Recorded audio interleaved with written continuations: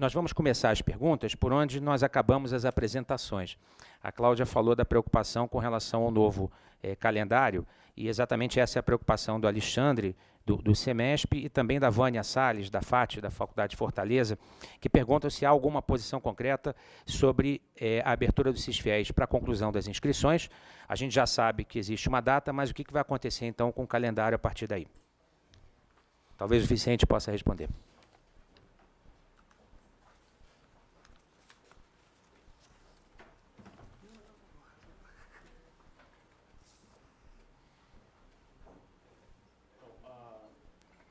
A conclusão das inscrições dos pré-selecionados ocorrerá a partir do dia 15, né? E aí eles terão 5 dias úteis. Então, até, por exemplo, o dia 21/7. A divulgação da lista de espera é concomitante, não é? Então, vamos supor que um candidato seja pré-selecionado no dia 18, ele terá também, então, aí 5 dias úteis para a conclusão da sua inscrição. Isso válido da lista de espera, então, até o dia 10/8, como foi colocado aí no nosso calendário. Tá? Então, esse é o prazo. Ok, o Solon quer fazer uma pergunta que vem chegando, muitas vêm chegando pela internet. Vou passar a palavra ao Solon. Bom dia a todos. Agradecer aí a presença do Vicente, do Toninho, né, ter aceito o nosso convite para estar participando aqui de mais esse debate. Agradecer a parceria estabelecida lá, Vicente. Leva nosso abraço lá para o secretário Baroni. E a gente pôde perceber na fala da Cláudia que a gente tem trabalhado bastante, né? E houve vários avanços e a gente reconhece essa vontade do Ministério da Educação de resolver essa situação do FIES e de realmente alavancar o programa no caminho da expansão, no caminho do Plano Nacional de Educação, que temos metas a cumprir. Vicente, chegaram algumas perguntas aqui da plateia e muitas da internet, e aí queria que vocês dessem um esclarecimento sobre o assunto. Na realidade, na teoria, né, as vagas são selecionadas pelo Ministério da Educação de acordo com notas 4 e 5, com cursos prioritários, com IDH de micro-regiões. Na prática, isso não acontece às vezes. Então, fica meio na dúvida por parte da mantenedora como que é esse procedimento na prática. Porque, às vezes, a escola tem todos esses requisitos, nota 4 e 5, cursos prioritários, e está numa região onde o IDH favorece nesse sentido, e ela não tem o número de vagas que talvez o seu concorrente que não está na mesma situação tem, ou alguma outra região tem um número de vagas diferente daquela instituição que está nessa condição. E isso não é de agora, isso vem vindo. E nós, enquanto ABMS, já pedimos para o MEC mostrar para a gente, na prática, abrir o sistema lá e mostrar para a gente, na prática, como é feito isso, né? Porque essa pergunta é muito constante, né? Ela é muito recorrente. Todo o processo seletivo, de 2015, segundo semestre de 2015 para cá, há essa dúvida por parte da mantenedora. Então, eu acho que, dentro do nosso diálogo, nós também pedimos que essas vagas fossem liberadas para a mantenedora com uma certa antecedência. E a gente sabe dos problemas técnicos, das dificuldades da DTI para poder solucionar essas questões, e a gente não conseguiu ainda fazer essa liberação com a devida antecedência para que as escolas possam se programar com relação ao financiamento. E aí, junto com isso, quando venha lá a quantidade de vagas, esbarra nessa situação. Então, na teoria, a gente sabe que a seleção é feita seguindo esses critérios, mas nem sempre coincide com a prática. Então, gostaria que você desse uma esclarecida sobre essa questão, por favor. Eu gostaria de afirmar que, nesse caso, pelo logaritmo construído pela DTI, teoria e prática costumam ser equivalentes e devem ser equivalentes, até porque nós precisamos respeitar aquilo que está definido pela portaria. Se nesse logaritmo não coincide o que está preconizado na portaria, portanto, seus critérios com aquilo que ocorre relativo à distribuição das vagas, nós estamos aí descumprindo a legislação, o que não pode acontecer. Então, para aqueles casos que têm dúvida em relação à sua instituição ou à sua própria microrregião, pode nos encaminhar, que a gente, do ponto de vista técnico, vai abrir, vai demonstrar tecnicamente como que foi feito, como processou, dentro da rotina do sistema, essa distribuição. Tá? Então, eu garanto a vocês que não pode haver essa discrepância. E a instituição vai encaminhar isso por que e-mail? Qual e-mail? Como se dá esse processo, Vicente?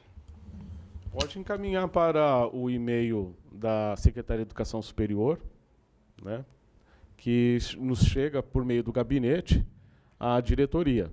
E aí a gente já responde junto com a DTI, para casos que houver dúvidas. Tá?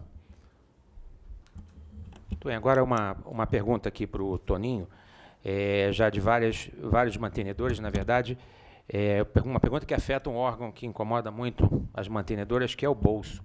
Então, eu vou perguntar um pouquinho sobre a situação dos repasses, né? O Marcos Antônio Silva, da Unicesumar, e o professor Wilson Matos Filho estão preocupados com o mesmo assunto. Por que existem repasses que vêm mensalmente e outros que vêm no total contratado do semestre? Qual a previsão de regularização e envio de repasses pendentes de anos anteriores? Devemos abrir demanda identificando essas pendências? Essa é a pergunta que eu passo ao Toninho.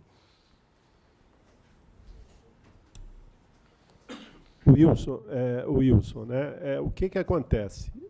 Como é que funciona, né, o processo de concessão do financiamento desde o momento que o estudante acessa o SISFIES até o momento em que esse financiamento é contratado no banco e retorna para o SISFIES para se iniciar o processo de emissão de título e de repasse. O estudante faz a inscrição, valida na CPSA, depois de validado na CPSA, né, a partir do 3º dia útil dessa validação, ele tem 10 dias para comparecer ao banco.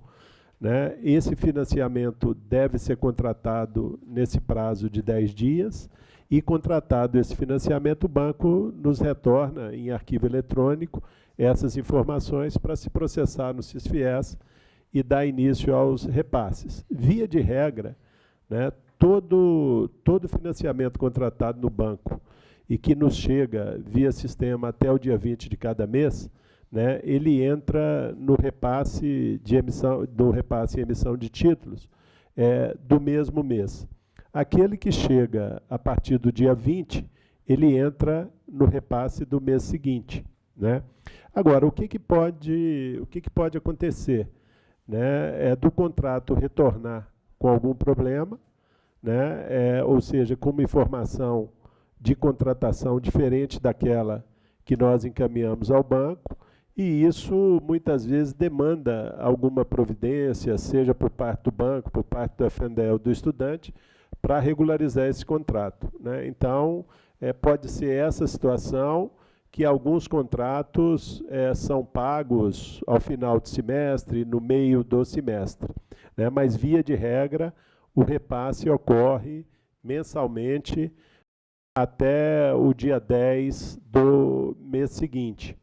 Né? E, havendo pendências relativas a exercícios anteriores, aí já preocupa. Né? E é preciso que a instituição que registre essa ocorrência lá conosco, para que possamos tratar pontualmente dessas questões, né, que demandam uma análise mais acurada em função do tempo aí da pendência do repasse. Ok, eu passo então a palavra à nossa vice-presidente, Débora Guerra.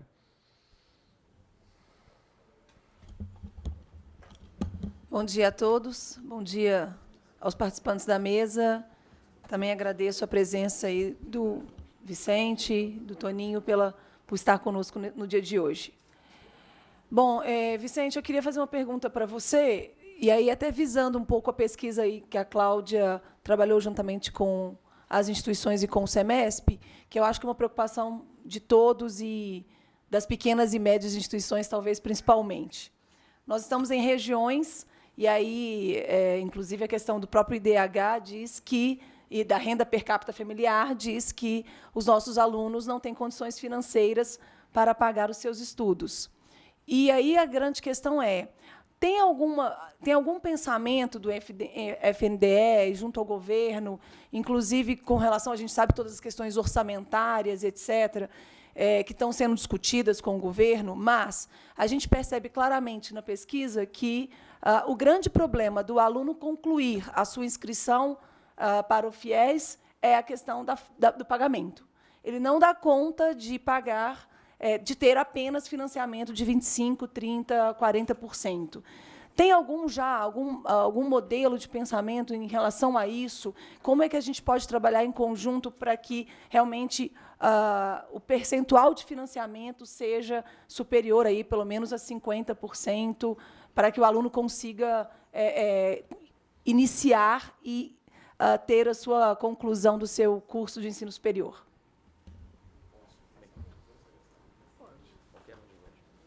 Ou os dois.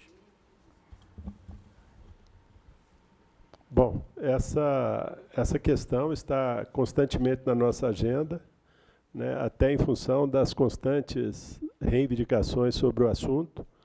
Agora, logicamente que qualquer alteração nessa tabela de financiamento tem impacto direto no orçamento, né? Agora, recentemente, a gente fez uma alteração, que foi a questão de avançar com a renda de entrada no programa para até 3 salários mínimos, mas mexer no coração da tabela com relação à questão do comprometimento, a questão da participação do estudante, dos percentuais de financiamento, ela precisa de estudos mais aprofundados, né, no sentido que a gente possa buscar orçamento para poder fazer essas mudanças.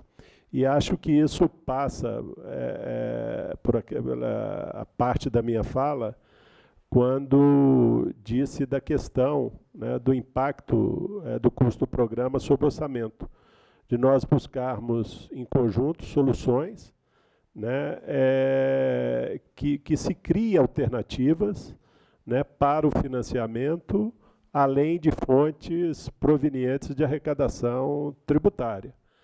Mas é uma preocupação constante, é uma reivindicação constante das instituições, dos próprios estudantes, e que nós estamos atentos e que está na nossa agenda aí para buscar a solução para essa questão. Bom, então, uma pergunta, na verdade, perguntas mais para o Vicente, do professor Nildo Ferreira, da Escola Superior Aberta do Brasil. A preocupação dele é que, se o FIES é prioritário, por que não se fala ainda de estender o FIES para a graduação de EAD? O Douglas, do Centro Universitário SESMAC, também está preocupado com a mesma questão. Quando é que vai ser estendido o FIES para EAD e mais, para os cursos Lato Sensu? O professor Alfredo Mello, da Faculdade Novos Horizontes, faz a mesma pergunta. Quais são as perspectivas de implementação do FIES para a pós-graduação estrito sensu? Então, falamos de lato sensu e também estrito sensu. Vicente. Essas questões, elas têm como pano de fundo, para não dizer, interferem diretamente na questão orçamentária. Essa é a realidade, né? Então, nós temos que ver o tamanho do cobertor. E, em determinados momentos, ou determinados contextos, nós temos que saber exatamente o que nós queremos atacar. Então, nós estamos numa fase, e essa fase é dos cursos de graduação presenciais. Não é? Em relação aos lato sensu, a legislação define como curso não regular. São cursos que não são avaliados, são cursos que não diplomam, são cursos que não são avaliados. Então, fica um pouco mais complexo incorporá-lo para alguma espécie de financiamento, já que você não encontra muito bases legais, tal como é no curso presencial ou no curso EAD. Mas, como eu falei, dependendo do tamanho, do orçamento, da capacidade, da sustentabilidade do programa, você precisa escolher e priorizar determinados estratégias ou opções. E a escolhida, neste momento, é justamente o curso presencial, né? Claro que poderemos pensar, estudar, e deveremos fazer isso em relação ao curso, por exemplo, stricto sensu, poderemos. Em relação aos cursos EAD, também. Mas, com os pés no chão, hoje a gente precisa atacar aí aquilo que se mostra à nossa frente. Muito bem, eu passo agora a palavra ao Solon. Vamos lá. Vou responder uma pergunta aqui do professor Carlos Joel, CEMESB, a respeito do cronograma apertado para o início e fim da contratação do FIES. Professor, a gente vem vindo dialogando com o Ministério da Educação e o que a gente tem reivindicado lá para corrigir essa distorção é a liberação dos processos seletivos de uma única vez, SISU, ProUni e FIES. O que ocorre é que o processo já começa tarde por conta da liberação das notas do Enem, e primeiro roda o SISU, depois roda o ProUni, para depois chegar no FIES. E se estende muito o cronograma, aí terminou o semestre. Então, a gente tem pedido lá, enquanto a BMS, para a gente fazer rodar isso concomitante. A Cláudia até mostrou essa reivindicação ali nossa, e isso está em estudo para rodar no primeiro semestre de 2017. O Ministério da Educação está estudando para fazer as mudanças que tem que fazer no sistema para rodar juntos os programas. E a ideia nossa é que, ao rodar junto, o aluno escolha para onde ele quer ir. E aí a gente tem condições de mexer um pouco nesse cronograma aí. Queria fazer uma pergunta para o Toninho, que essa pergunta é bem recorrente também, Toninho, e está relacionado com a questão do orçamento. Nós sabemos que, atualmente, o orçamento é curto, né? O Vicente falou ali, né, que depende do tamanho do cobertor para poder abarcar mais vagas do financiamento estudantil. E aí, sai na imprensa, Toninho, muito a respeito da inadimplência no FIES. Mas a gente sabe que é um número elevado que eles mostraram, e a gente queria saber a real situação com relação à inadimplência. E qual que é a previsão do FNDE para que esse sistema comece a girar, comece a ser sustentável, né? E a gente possa ter mais recurso para poder oferecer para o financiamento estudantil? Conforme eu disse na minha fala, a questão da inadimplência é uma questão presente para esse tipo de operação. Nós estamos vivendo um momento de ajuste fiscal, de inflação alta, e isso tudo favorece a inadimplência, né? Tem várias maneiras de se medir essa inadimplência. Quando nós olhamos, né, sob a ótica, né, do saldo devedor, da fase de amortização, a gente ainda chega a índices bastante aceitáveis, né?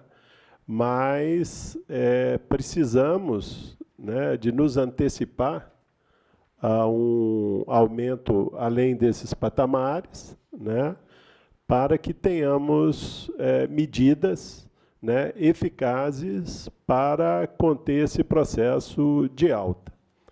Com relação a esse fluxo na direção da sustentabilidade do programa, né, a partir da reposição desse financiamento, né, vocês sabem que nos anos de 2013, 2012, 2013 e 2014 foi onde nós tivemos um maior número de financiamentos, né?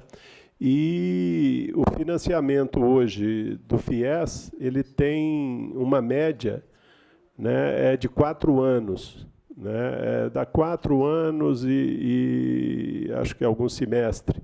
Então, assim, nós só vamos chegar, né, a uma condição de ter uma receita considerável dessa reposição, né, vamos dizer que lá para 2018, 2019. né, que termina esse ciclo, que o estudante termina o seu curso aí de média de 4 anos, passe pela fase de carência, que tem 1 ano e meio, e aí lá para 2019 é que nós vamos ter um reflexo maior dessa reposição do financiamento sobre o orçamento do FIES. Toninho, o Eli Borohovicius, da PUC de Campinas, ele falou exatamente sobre inadimplência, mas disse que foi noticiado 47% de inadimplência. Esse número é real?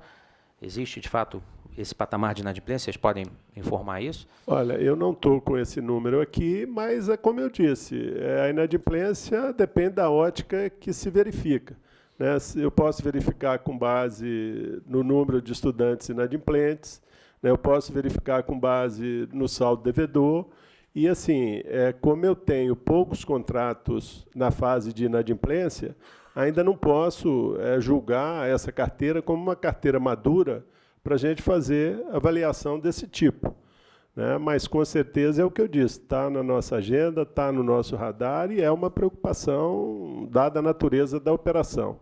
Tá?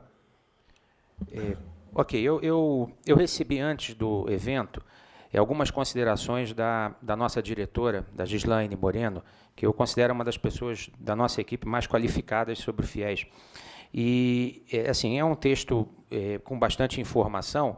Ela considera, por exemplo, o FIES um programa extremamente barato, porque financia alunos que, no último CPC de 2014, ela fez um estudo, não sei se todos vocês têm essa informação, pelo CPC de 2014, o número de instituições públicas com resultado satisfatório foi de 91%, esperado, não é isso? E qual é o número de instituições particulares, de cursos de instituições particulares com resultado satisfatório? Vocês sabem qual é? 86%. Então, essa diferença entre a pública e a privada já não é mais o que se imaginava ou que se acredita. É um mito. Hoje, as universidades particulares, os cursos particulares, têm um índice quase equivalente das universidades públicas. Então, o financiamento pelo FIES, sem dúvida nenhuma, é algo muito barato para o país. Então, a preocupação dela, que é a nossa preocupação também, é o que nós podemos fazer para ampliar o FIES. Como nós estamos em momento de crise, eu junto com a pergunta da Vanesca Pereira Sampaio, que é da Uniprojeção. Ela lembra que o orçamento público para o FIES é de cerca de 20 bilhões. Então, como é que nós podemos fazer mais com menos, né? E o que está cozinhando aí no laboratório do MEC FNDE no sentido de produzir mais vagas com menor investimento?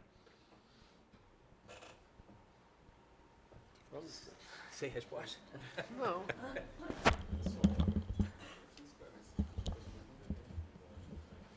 Assim, uma das alternativas eu disse aqui na minha fala, né? Buscarmos alternativas, né, de financiamento, né, do programa, né, que não venha diretamente de fontes da arrecadação tributária, né? Além disso, outras medidas, como, por exemplo, a questão da renda, né, ela, com certeza, ela vai favorecer esse processo, né, na medida em que vai essas questões, por exemplo, eu não consigo comprovar uma renda, né, muitas vezes ela não vem em função do valor da renda, mas pelo fato da documentação, né, e dentro dessa perspectiva de mudarmos esse processo, podemos até resolver questões desse tipo e alavancar ainda mais o acesso à educação superior. Agora, como o Vicente estava lembrando, não é uma decisão que depende exclusivamente do Ministério, né? No atual cenário e em qualquer cenário, né, depende, né, da área econômica, né, que é quem tem os números, quem tem as avaliações mais profundas, né, da economia, mas que o MEC, assim, todo e qualquer movimento na busca de se ampliar o acesso ao financiamento estudantil, né, o MEC apoia e valida essas intenções. Vicente, a Wanda Maria Martins, da Cruzeiro do Sul Educacional, pergunta, e os 10% de vagas a serem incluídas de acordo com a portaria 14? Como devemos fazer para obtê-los? Pergunta bem prática.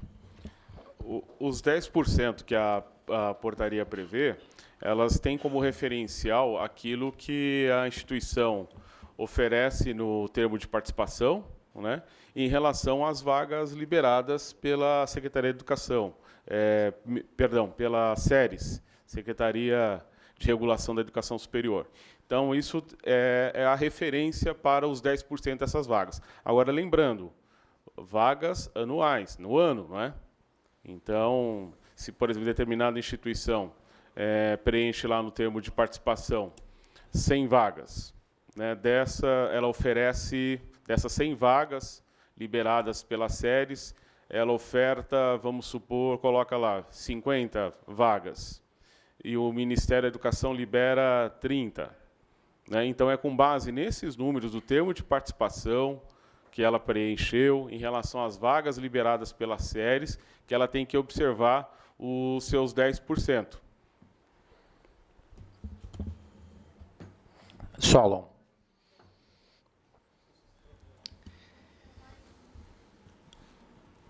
Eu só queria complementar a fala do professor Vicente, que isso foi uma demanda que a gente fez também junto ao Ministério da Educação, e o que motivou isso foi, sobretudo, os cursos da área de saúde, porque medicina não poderia ser ofertada no FIES por conta do vestibular antecipado.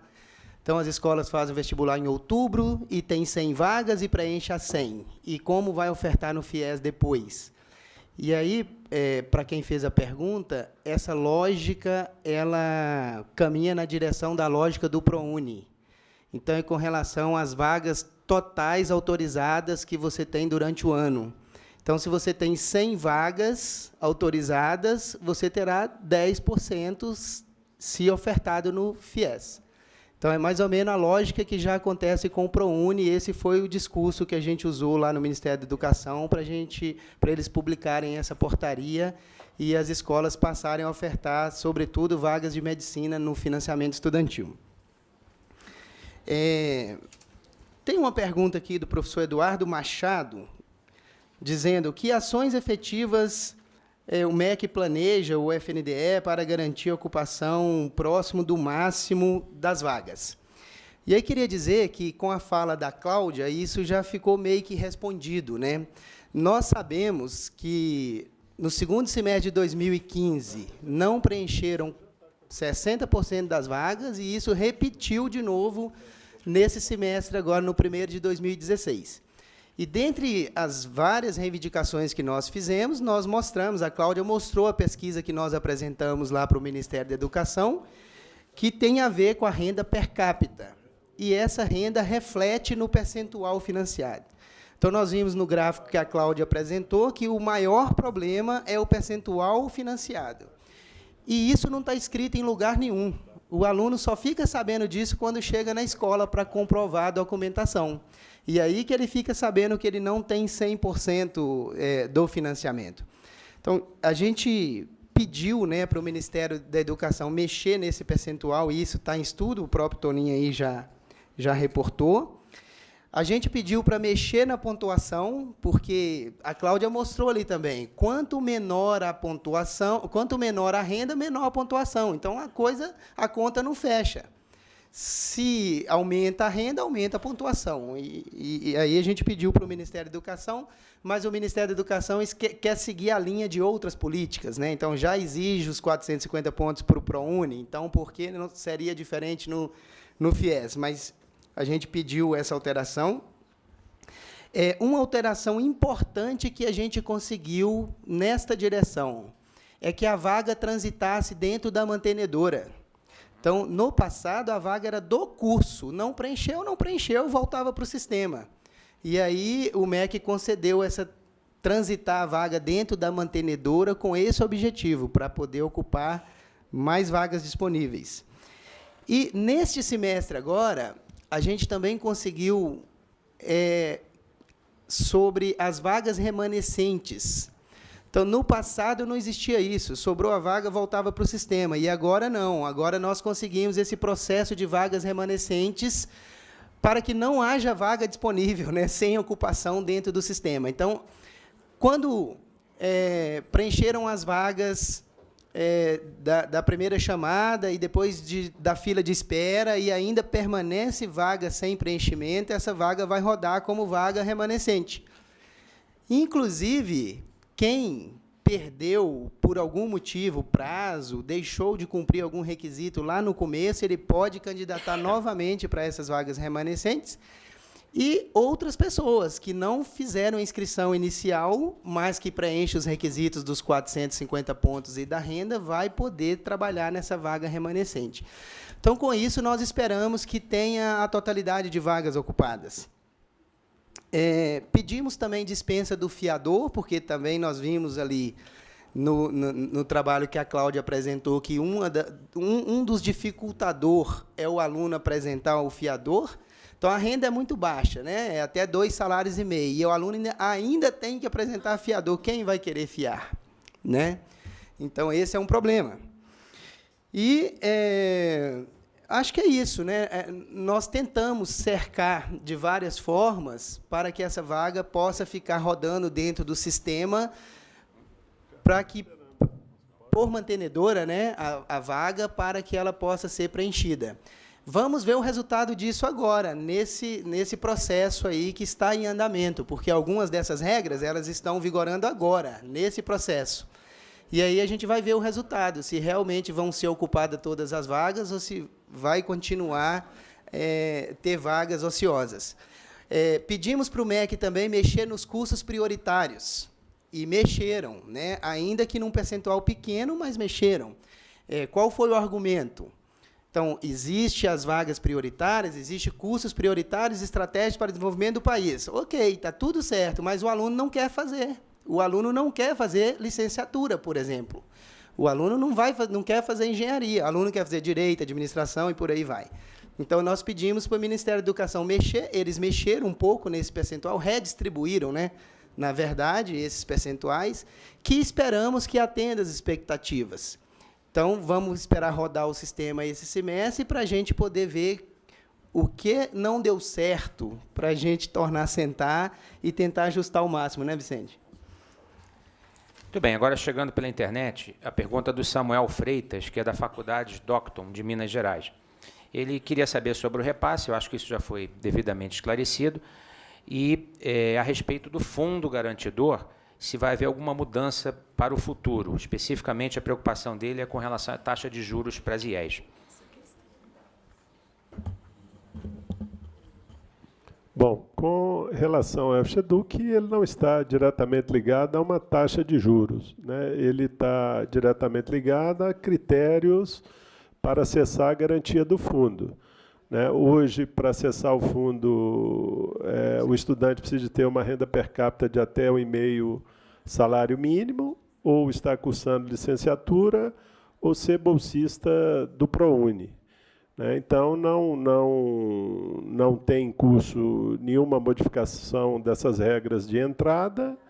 Essa era uma reivindicação do setor, né, para aumentar essa renda per capita para até 3 salários mínimos, mas também envolve,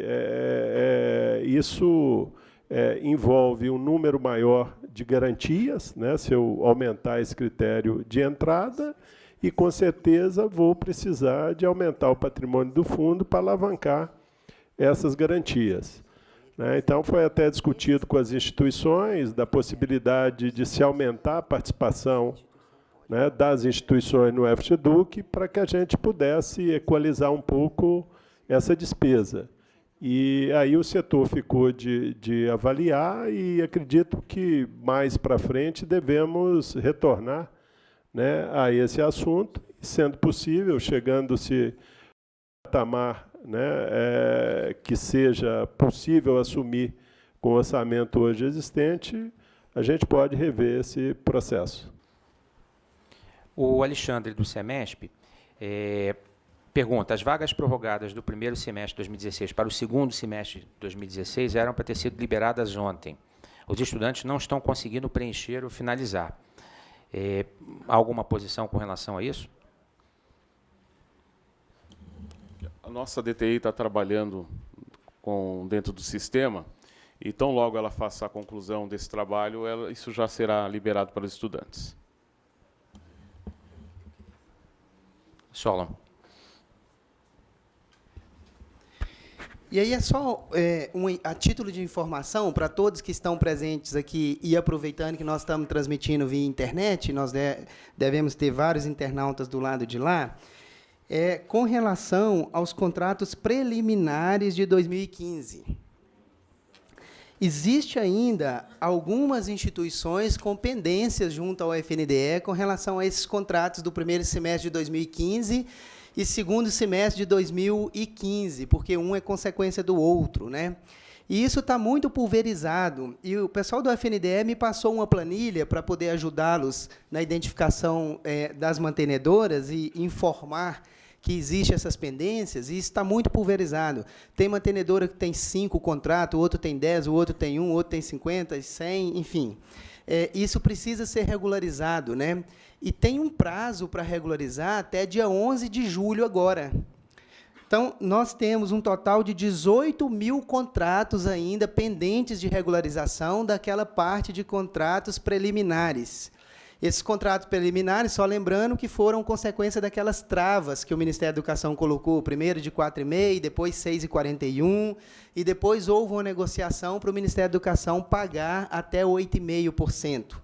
Então, quem está nessa situação, que tem esses contratos preliminares ainda, precisa regularizar isso. E tem até 11 de julho agora para encaminhar um ofício para o FNDE, aceitando receber os 8,5%, para que o FNDE possa fazer o repasse para a mantenedora e isso sumir do sistema lá como pendente. Só lembrando que dentro do CISFIES, dentro do programa do CISFIES, tem uma aba lá que permite consultar contratos preliminares. Então, a mantenedora pode entrar com a senha da mantenedora no CISFIES e lá tem uma aba, consulta de contratos preliminares. A mantenedora vai consultar nessa aba lá e se tiver alguma pendência, aí não interessa o número, se é 1 ou se é 1000, vai aparecer qual é o contrato que está pendente. E aí a mantenedora pode regularizar a situação até dia 11/7 agora, caminhando o ofício lá para o FNDE. E a BMS está à disposição. Eu estou com essa relação que o FNDE me encaminhou para ajudá-los a resolver essa questão. E quem tiver alguma dúvida pode me procurar na BMS, que eu tenho a lista lá também, e a gente vai orientá-los a como resolver essa situação dos contratos preliminares.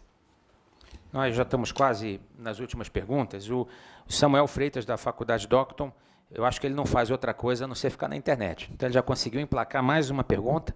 Vamos fazer a pergunta. Eu acho que é uma pergunta de esclarecimento, porque eu acho que a lei diz muito claramente isso. Ele diz, falando de alunos inadimplentes, o aluno que não pagar futuramente o FIES implica em algo para IES, deixaremos de receber no futuro? Acho que é um esclarecimento, porque isso já está bem definido na lei, nas normas, né? Com certeza. A lei de regulação do FIES, ela prevê que o risco da operação do financiamento ela é compartilhada entre o fundo e a instituição de ensino, né? No caso da instituição de ensino adimplente com o pagamento dos tributos e contribuições sociais, a participação no risco é de 15%. Né? E, no caso de instituições inadimplentes, é de 30%. Então, portanto, aquele estudante que deixa de pagar o FIES, né, a instituição participa do risco dessa operação na proporção de 15% ou 30%. Muito bem. Solon, tem mais alguma pergunta, alguma questão? Tem um questionamento aqui do professor Miguel Fecuri. Deixa eu ver se eu entendi aqui o que ele está colocando. Já foi dito que não tem financiamento mais de 100%, certo? Então, todos nós sabemos disso. Não existe financiamento de 100% mais. E aí ele está perguntando se, quando o aluno não consegue... Existe essa diferença, né? O financiamento não é de 100%. Então, existe uma diferença entre a semestralidade e o valor contratado. E aí ele está com dúvida se a instituição pode cobrar essa diferença e como proceder. Então, eu vou passar para o Toninho para falar, para fazer esse esclarecimento, mas, professor Miguel, pode não, deve. Mas vou passar para ele dizer qual que é o caminho. Não, o caminho é esse. Hoje, pela tabela, não existe mais financiamento de 100%. Ele chega muito próximo, mas não chega a 100%. E a diferença entre o valor financiado e o valor da mensalidade escolar, ela deve ser paga diretamente à instituição de ensino.